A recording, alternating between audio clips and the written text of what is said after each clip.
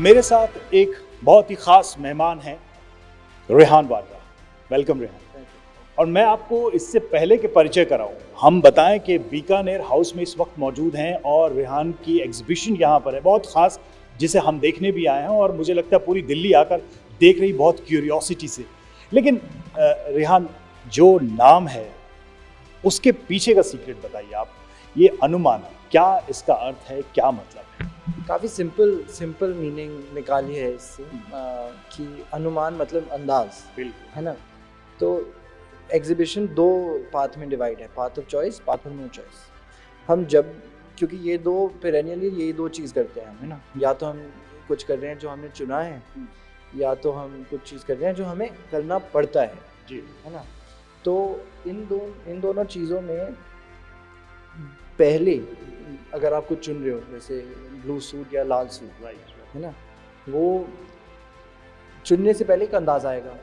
अगर आपको किसी ने आपको बोला कि ये करना पड़ेगा आपको आज, जो चीज़ कर रहे हो उसका भी कुछ अंदाज़ आएगा, क्योंकि वो जो बेस होती है, इन्फ्लुएंस मतलब अनुमान, इन दोनों चीज़ की बेस होती है मेरे पर्सपेक्टिव से, इसलिए नाम चुना। तो ये जो फोटोग्राफी पूरी हुई है और जिसका हम देख रहे हैं, आप बताएंगे, हमें बेहतर बता पाएंगे। तो इस शब्द से इसमें आपको कैसे इसको जोड़ा आपने, और इसमें कहाँ वो रिफ्लेक्शन हम देख पाए? तो हमने अनुमान नाम चुना, फिर जैसे मैंने बोला दो पाथ चुने, path of choice, path of no choice, और फिर दोनों पाथ में हमने सर्टेन एलिमेंट्स चूज़ किए। जैसे पाथ ऑफ नो चॉइस जहाँ हम हैं ऊपर, हाँ, जैसे मैं आपके पीछे भी देख, हाँ, है ना। तो इस कमरे का नाम है एक्सेप्टेंस। ओके। और जब हम एक्सेप्ट, जो हम मेरे पर्सपेक्टिव से जो सबसे बड़ी एक्सेप्टेंस है वो रहती है स्ट्रक्चर। अगर वो स्ट्रक्चर गुड है बैड है वो नहीं बोल रहा, मैं बोल रहा हूँ कि स्ट्रक्चर होता है, कुछ हम है, एक्सेप्ट करते हैं। हाँ। तो जब मैं स्ट्रक्चर के बारे में बात करता हूँ, विजुअली सबसे बड़ा स्ट्रक्चर जो हम देखते हैं वो बिल्डिंग्स रहते हैं, रोड रहते हैं, है ना, कंक्रीट स्ट्रक्चर रहते हैं। तो इसीलिए हर फोटो जैसे हम देख पा रहे हैं कंक्रीट स्ट्रक्चर्स हैं। कैन यू टेल अस, कुछ आप बता सकते हैं जो हम ये फोटोग्राफ्स को? तो जैसे ये मेनली स्ट्रीट फोटोग्राफी है, ये यहाँ इस कमरे में 6 फोटो लंदन से हैं, क्योंकि मैं वहाँ पढ़ रहा था 4-5 सालों के लिए। ये मतलब ये एक रोलर कोस्टर है जो मैंने नीचे से हाँ, और ये ट्यूब स्टेशन है, ये थिएटर है, और उस साइड ये मेन वाला ये सेंट पॉल्स कैथीड्रल है लंदन में। ओके। और मतलब इस फोटो में मुझे बहुत मज़ा आया था, क्योंकि यहाँ पे दो बारी मिरर भी हुआ है ना, तो ऐसे लगता है कि 3 खड़े हैं।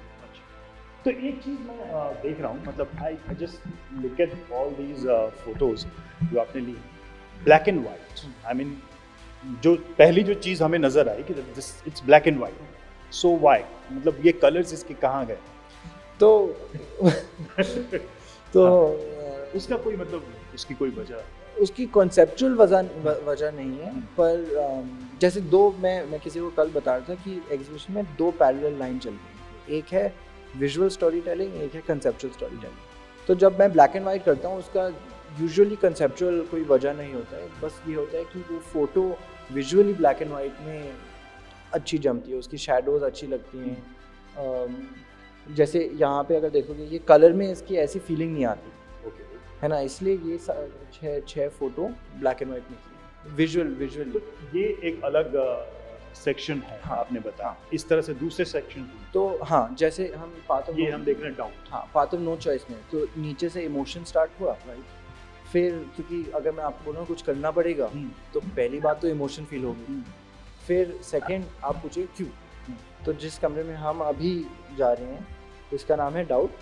और ये देखिए, हम एक्सेप्टेंस से निकले हैं and we are going to the doubt, right. तो अब इस कमरे में हम आते हैं। तो इस कमरे का पर्पस ये है कि आप जो व्यूअर हैं उनसे सवाल पूछवाने का पर्पस है यहाँ पे। तो अगर हम इस साइड आ जाते हैं, फिर कैमरा में वो आ जाएगा। अगर आप देखोगे ये पूरा कमरा अपसाइड डाउन है। Okay, yes.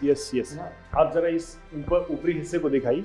ये देखिए, ये जो छत देख रहे हैं इस कमरे की, हाँ बिल्कुल ऊपर से बिल्कुल नीचे की तरफ देखना। Exactly, right. क्योंकि इस कमरे में आइडिया ये था कि आप अगर एग्जीबिशन देखने आ रहे हो, आपसे सवाल कैसे पूछवाएं, है ना। तो लोग आते हैं अंदर, फिर देखते हैं ये तो ऊपर नीचे है, क्यों नीचे हैं और ऊपर, क्यों पहला क्वेश्चन।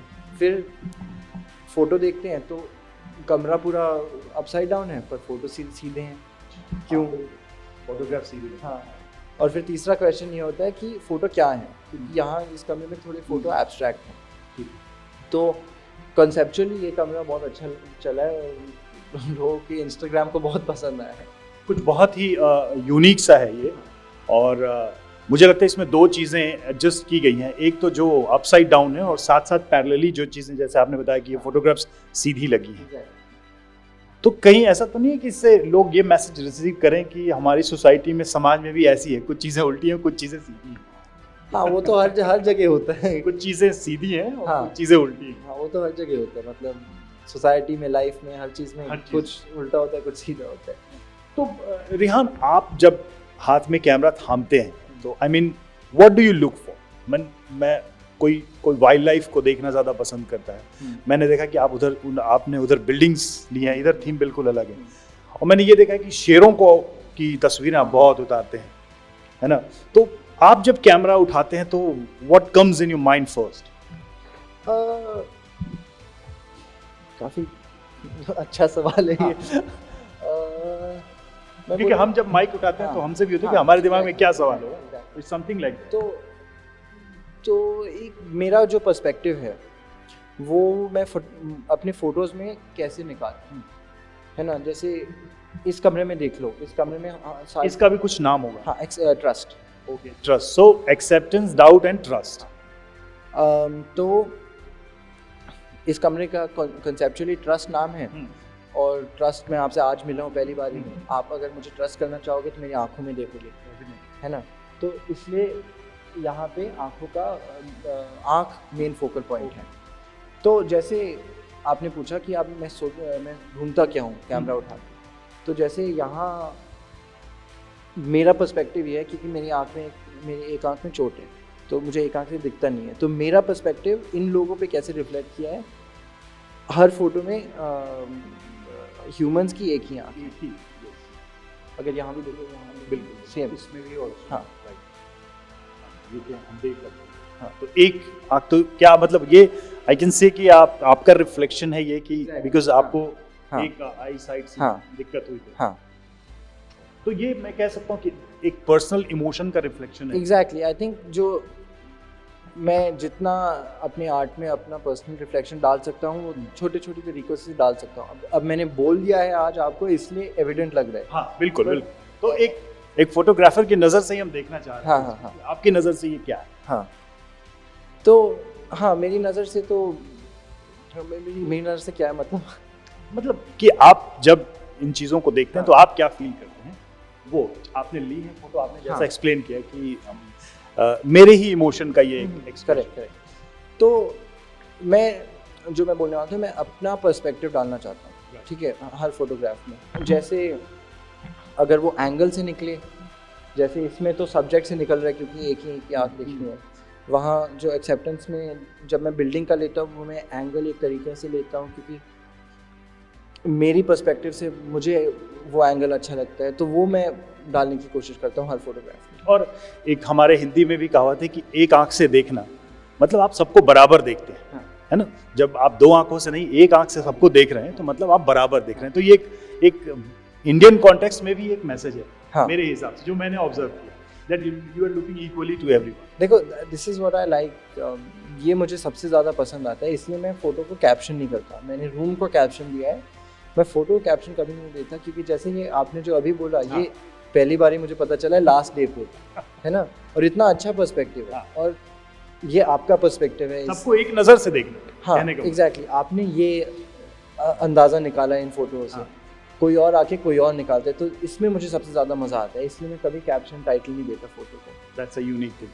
तो ये ज़रा मैं अब तीनों को जोड़ के एक स्टोरी समझ पाया। I mean there is a doubt, then there is an acceptance, और फिर ट्रस्ट। तो ये तो पूरी एक स्टोरी हो गई। हाँ, कि हम पहले शक करते हैं, फिर हम उसको स्वीकार करते हैं, और फिर हम उस पर विश्वास करते हैं। हाँ, एग्जैक्टली तो दोनों फ्लोर पे यहाँ हम वही करने के लिए कोशिश कर रहे हैं कि एक स्टोरी टेल कर रहे हैं। जैसे मैंने आपको बताया ना कि दो पैरेलल चल रहे हैं, एक कंसेप्चुअल स्टोरी टेलिंग, एक विजुअल स्टोरी टेलिंग।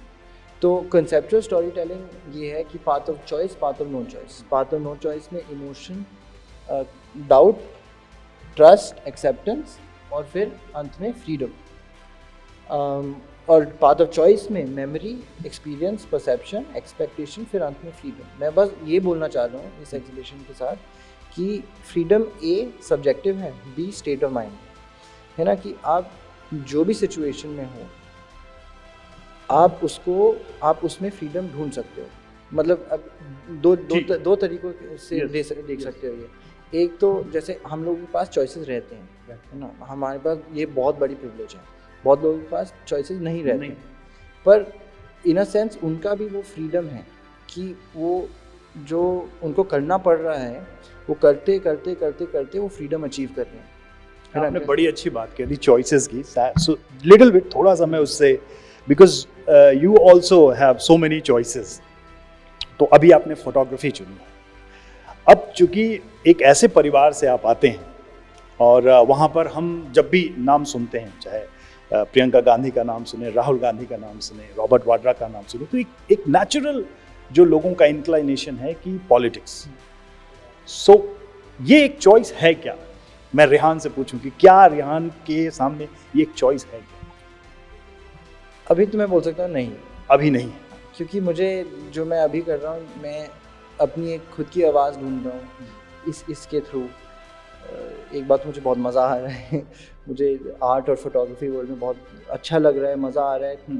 और पॉलिटिक्स तो मेरे लिए नहीं है, तो अभी नहीं है। हाँ। आप ये कह रहे हैं कि अभी नहीं है। हाँ। I mean, हमने आपको वोट डालते हुए देखा, तो I mean we just saw that picture and you came to media and you just expressed your emotions। तो हमें लगा कि अब चूंकि आप वोट डालते हैं तो आप समझते हैं कि वोट की अहमियत और पॉलिटिक्स की अहमियत। आप ऐसे परिवार से, वो तो आई थिंक वो जिस भी परिवार से हो वो तो होना चाहिए ना, वी शुड ऑल पार्टिसिपेट। वो तो आई थिंक एक्चुअली वो एपॉलिटिकल बात है, we should all be participating, all be voting, वो तो अलग ही बात है। अगर पॉलिटिकल बैकग्राउंड से नहीं हो वो तो मुझे तो लगता है कि वो अलग ही बात है। Everyone should vote, everyone should. जब फैमिली में बैठते होंगे, I mean with your mother, your father, your sister, अपने मामा के साथ भी, तो you just discuss about your photography and all, और पॉलिटिक्स की भी बातें होती हैं? नहीं, वो तो हम हर चीज़ के बारे में बात करते हैं, photography, art, politics, sport, football मेरा मेन पैशन तो फुटबॉल है। तो सब चीज़ की बात होती रहती है, क्योंकि मतलब उनका प्रोफेशन है तो बात तो उठती है। तो प्रियंका जी या आपके फादर रॉबर्ट वाड्रा, तो आप उनके बेटे हैं, तो उनको तो आपका हर काम अच्छा लगेगा, पेरेंट्स को अच्छा लगता है, प्राउड फील करते हैं।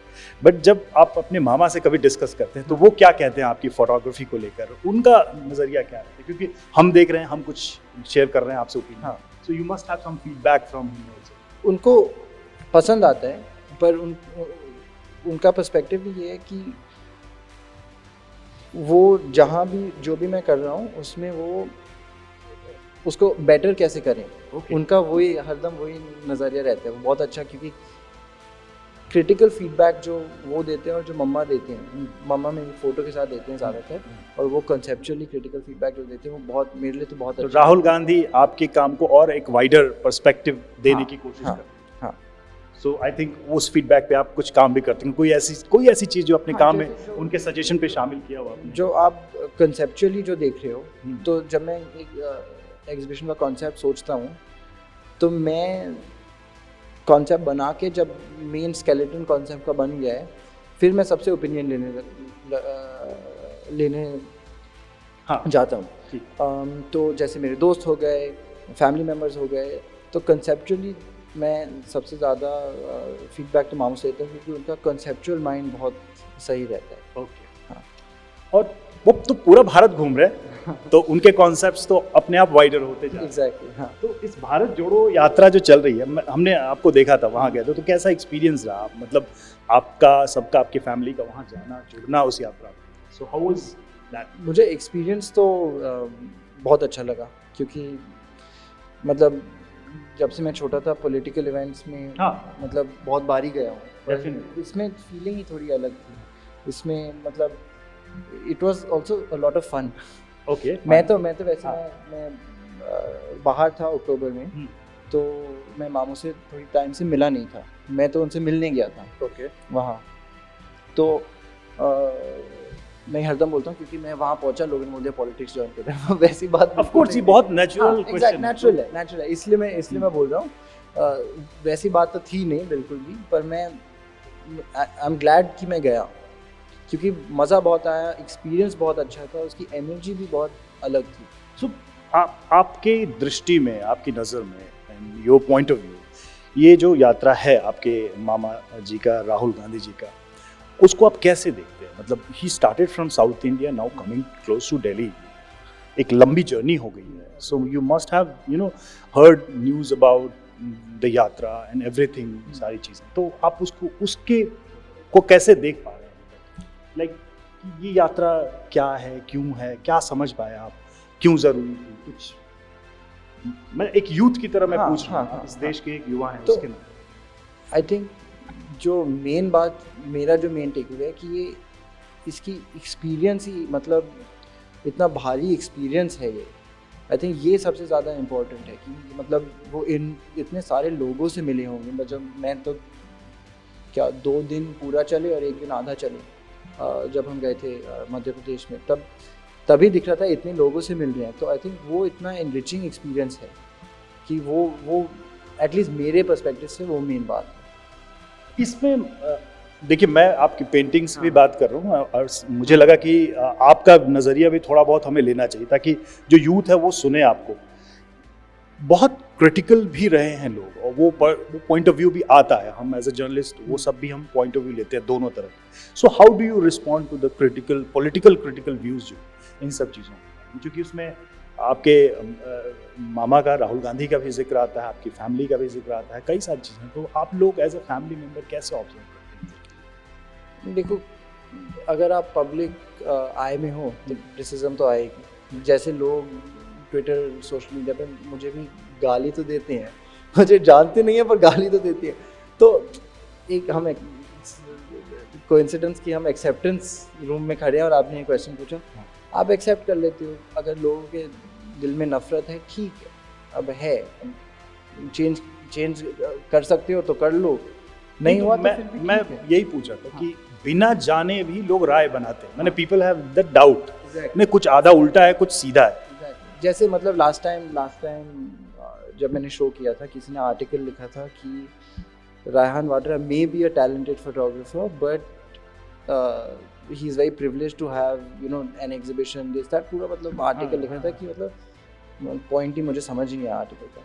तो क्रिटिसिज्म होती है, क्रिटिसिज्म भी ठीक है ना, it's a part it comes always. I mean हम जब राहुल गांधी के करियर को देखते हैं और जब उनकी जर्नी को देखते हैं, तो ये क्वेश्चन उनको हर प्रेस कॉन्फ्रेंस में पूछा गया कि भाई आप एक प्रिविलेज्ड फैमिली से हैं, politically and everything, so it's like easy for you, ये क्वेश्चन आ जाते हैं।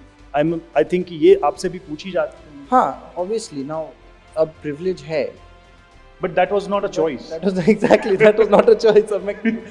सो एज लॉन्ग एज आप वो प्रिविलेज को मिसयूज़ ना करो, एंड एटलीस्ट मैं सोचता हूँ कि मैं वो प्रिविलेज को मिसयूज़ नहीं करता हूँ। जैसे जो भी मैंने यहाँ लगाया है वो मैंने खुद फंड किया है, खुद काम किया है, खुद मतलब अपनी टीम असेंबल करके किया है। तो अगर वो प्रिविलेज मिसयूज़ नहीं कर रहे हो तो ठीक है, अगर प्रिविलेज मिसयूज़ कर रहे हो फिर वो अलग बात है, देन इट्स रॉन्ग। और जैसे आपने क्रिटिसिज्म के बारे में बात की, वो क्रिटिसिज्म तो ठीक है, वो तो आते रहेगा। If there is enough positive feedback, there will be enough negative feedback also, and that's a balance. वो एक आपको मैच्योरिटी की तरफ ही है। तो क्या मतलब इन सब चीज़ों का, I mean there so many complex things around, like family की बात हो रही है, आपके काम की बात हो रही है, आप भारत जोड़ो में जा रहे हो, उसकी भी बात हो रही है, कैमरा का फोकस आपकी तरफ भी आ रहा है, आपकी सिस्टर पे भी आ रहा है।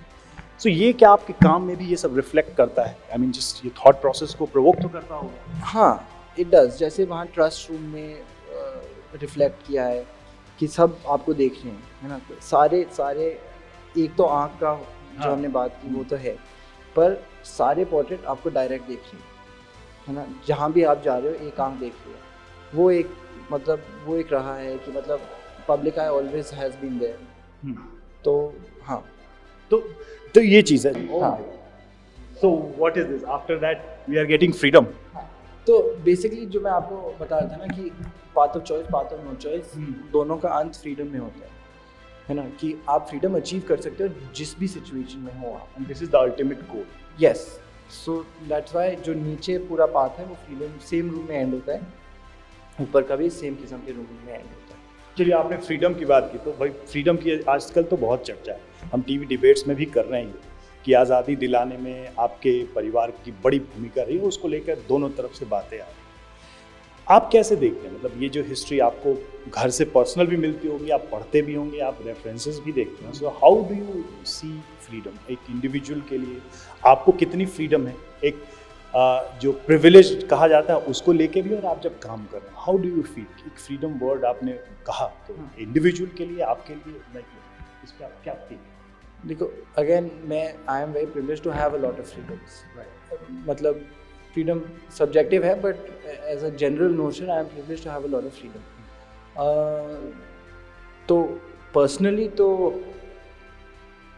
आई view it like you know कि जब है तो एक प्रिविलेज है ना, जब नहीं होगी then we don't know what will happen. घर में कितनी फ्रीडम है? आपकी मॉम, आपके डैड क्या बोलते हैं कि ये करो, ये ना करो? नहीं क्या यार, हमें तो हमारे पेरेंट्स ने कहा कि ये नहीं करना है, हाँ। ये करना है, पढ़ना है, खेलना कम है, ऐसा मैं तो काफ़ी लकी रहा हूँ कि मुझे और मेरी बहन दोनों को एक लंबा हाथ मिलता है कि मतलब काफ़ी फ्री रहते हैं हम। वैसे अब कॉलेज वॉलेज ख़त्म कर दिया है, तो पेरेंट्स सिर्फ यही बोलते हैं कि अगर आप खुद को सस्टेन कर पा रहे हो फाइनेंशियली, मेंटली, एवरीथिंग, खुद को सस्टेन कर पा रहे हो, ग्रेट, जो करना है करो। पर अगर वो मतलब डाइसी हो गया, तब फिर हम बात करेंगे कि मतलब अगर कुछ अलग बात लेना है या फिर कुछ डिस्कस करेंगे, मतलब आपको जो आप कर रहे हो वो चेंज कैसे करना है, वो सब कुछ। ठीक है। पर यूजुअली तो रेहान किसके क्लोज ज़्यादा है? आई मीन प्रियंका गांधी के, रॉबर्ट वाड्रा के, मामा के, किसके क्लोज ज़्यादा? हम अमूमन ये सवाल कर ही देते हैं, हाँ, क्योंकि एक फैमिली में होता है कि मैं सबसे ज़्यादा तो अपनी बहन से, सिस्टर के, that is a different bond. Yes, या। तो आपने कहा अभी आपका ध्यान नहीं है पॉलिटिक्स पे, your sisters like sensitised for politics, उनको समझ में आता है? इवन समझ में तो आता है, but she is even further than me, she is the most studious one. अच्छा, एक चीज़ रेहान, अगर मैं ये कह रहा हूँ कि इंडिया की पॉलिटिक्स में कोई एक चीज़ जो आप बदलाव देखना चाहते हैं, वो क्या हो सकता है? जो अभी सब कुछ चल रहा है, जैसा कुछ चल रहा है, उसमें क्या बना? देखिए, आपके मामा बहुत कोशिश कर रहे हैं एक नई धारा करने की, एक यात्रा चल के एक मैसेज देने की। सो आपकी नज़र में क्या लगता है? मतलब हम जब पढ़ते थे तो हम भी बहुत कुछ सोचते थे पॉलिटी के बारे में, सिस्टम के बारे में। So what is your view? आप कोई एक चीज़ जो बदलना कल को बदलते हुए देखिए। आई थिंक कि मतलब बहुत ही ज़्यादा नेगेटिव हो गया है, मतलब आपको भी शायद लगता हो, मैं तो आपकी तरफ से बोल नहीं सकता, पर आपको भी शायद लगता होगा कि मतलब बहुत ही ज़्यादा नेगेटिव हो गया, मतलब बहुत ही, जैसे ऑलमोस्ट मैं फुटबॉल बहुत देखता हूँ, जैसे दो फुटबॉल टीम के फैन के अपोजिंग टीम की जैसे मतलब बहुत नेगेटिविटी रहती है, वैसे हो रखे हैं हर साइड में। तो वो शायद अगर कम हो गया तो सही। तो ये मतलब पॉलिटिक्स में एक्टिव लोगों के बीच हुआ है, या फिर वो लोग जो पॉलिटिशियंस को फॉलो करते हैं? मतलब पॉलिटिक्स में तो होते रहते हैं, वो तो नेचर ऑफ द जॉब है ना, बट आई थिंक वो जनरली फैल गया है, and I think that is something that को थोड़ा, मतलब मुझे थोड़ा अनसेटलिंग लगता है। तो ये तो बड़ा ही क्लियर, आपने बहुत ही स्पष्ट कह दिया क्लियर कि भाई नेगेटिविटी बड़ी है। तो हम तो एक यंग इंडियन से, एक यूथ से ये जानना चाहेंगे कि भाई इस नेगेटिविटी को दूर कैसे करें? बाकी लोग तो कर ही रहे हैं, but like what could be? भाई हमने देखा कि भारत जोड़ो यात्रा में ये बात कही गई कि लोगों के बीच प्यार का संदेश दें, है ना, कंपैशन का संदेश दें, तो शायद इससे चीज़ें कम हो। ये मैसेज वहाँ से भेजा जा रहा है पूरी सोसाइटी में। सो व्हाट इज योर, क्या रास्ता हो सकता है? आई थिंक सिमिलर जैसे जो आइडियाज आपने बोले, कंपैशन, भाईचारा बेसिकली, मतलब जैसे मैं तो आपसे आज मिला हूँ, ठीक है, हम एक दूसरे के साथ बिल्कुल कॉर्डियल हैं। और मैंने देखा है कि जनरली अगर मैं किसी से मिलूँ, ठीक है, वो जिसके भी सपोर्टर हैं, ठीक है, अगर वो मुझे नहीं जानते मैं उनको नहीं जानता, हम दोस्त बन सकते हैं, हाँ। है ना, क्योंकि इंट्रिंसिकली तो हम सब एट वन लेवल सेम है ना। तो वो आई थिंक शायद कभी कभी वो टैग्स जब लग जाते हैं तब ये थोड़ा सा नेगेटिविटी आता है। तो हाँ, तो आपको लगता है कि हमें टैग फ्री रहना चाहिए? हाँ, basically that is what I think, कि हम ऐसे हैं वैसे, राइट। एक फिर से मैं सवाल, आखिरी सवाल आपसे, कि ये जो आपने एक्सपीरियंस किया है भारत जोड़ो यात्रा का, क्या हम आपके अगली एग्जीबिशन में क्या कुछ वैसी तस्वीरें देख पाएंगे, या आपने कुछ लिया था वहाँ पे? हाँ, वहाँ मैंने मेंशन नहीं किया, मैं सोच रहा था। मेनली तो मैंने वहाँ जाके फोटोग्राफी की, तो वो हम अगली एग्जीबिशन में देख पाएंगे? आई थिंक सो, हाँ।